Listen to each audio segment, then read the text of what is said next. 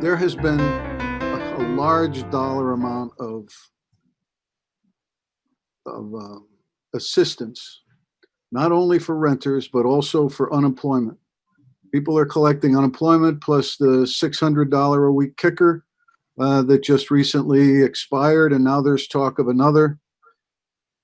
Do you have any figures as to how many people that were accepting those unemployment kickers and also accepting rental assistance programs? And is there a way we can find out that they're saying, hey, I don't have to pay my rent because I don't have to worry about it, but I'm getting all this money in?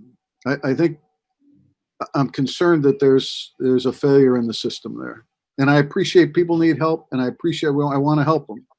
But we got to help these landlords because it's coming up on 6 months with no assistance, and the banks are going to be too impatient. They've already pushed off some principal and interest payments, but those payments are still all going to come due. So I'd really like to see concentrated effort on improving that if possible.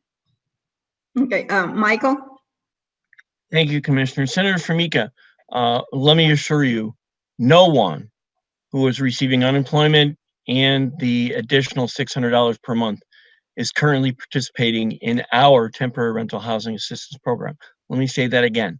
No one who is receiving unemployment and the $600 per week is currently participating in our program.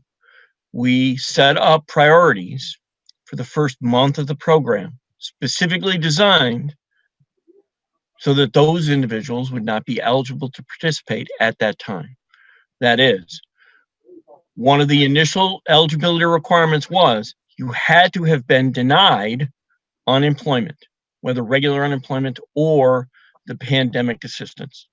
So those people aren't getting help from us right now. I understand the point relative to landlords. I agree. That's why we set up and why we are continuing to try to encourage landlords. If you have tenants who have suffered from COVID, have them apply. Tell them to go online, tell them to call the call center, get in the program. That's the best way to help the tenants and ultimately help the landlords.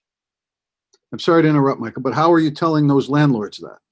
Telling me that on this screen is not telling hundreds of thousands of landlords around the state of Connecticut. There has to be a more robust program in getting that to the landlords. So, because I'm hearing from a lot of them that are going on. So I'm sorry. No, that's okay. And I appreciate it. And let me, if I may, Madam Chair and Commissioner, let me tell you what we have done. As the Commissioner pointed out, we've been working with the 3 big landlord groups in the state of Connecticut, the one representing small landlords, the Connecticut Apartment Association, Connecticut Landlords Association, Connecticut Board of Realtors. We have been in contact with all those organizations, have given them the informational materials on the programs, and have asked them to distribute it to their constituents. We've reached out to every single municipality in the state, all of whom have information on landlords. If you are a rental property owner, you are required to file with your assessor's office income and expense statements every year. Those municipalities know who you are if you're a landlord. We have asked them to distribute the information to every single landlord. Not happening. I'm not sure what else more we can do, sir. But if you get a landlord, send them to us. We're happy to give him the information. We're happy to tell him how to get his tenants to participate. In closing, thank you, Madam Chair, for your latitude. But in closing, I thank you for your answers. I appreciate the difficulty of the situation. But if you could send the same information that you're sending to the municipalities about reaching landlords to me, I will put it out on all of my websites, social media, whatever, to get people access. Perhaps other legislators might have the same interest in doing that, because we have to find a way to get the word out, and I'm happy to be part of the solution. You'll have it today, sir.